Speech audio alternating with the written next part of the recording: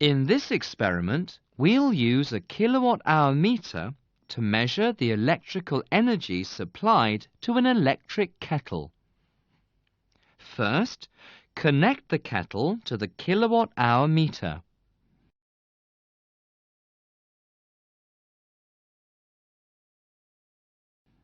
Then, pour some water into the kettle.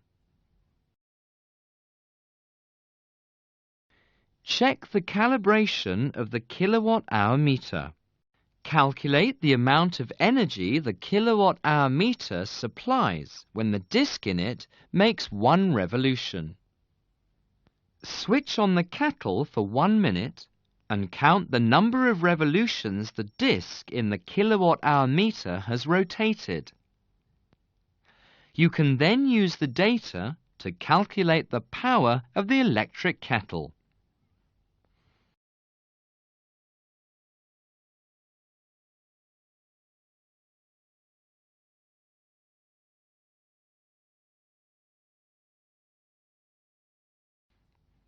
Compare the power calculated with the power rating marked on the kettle.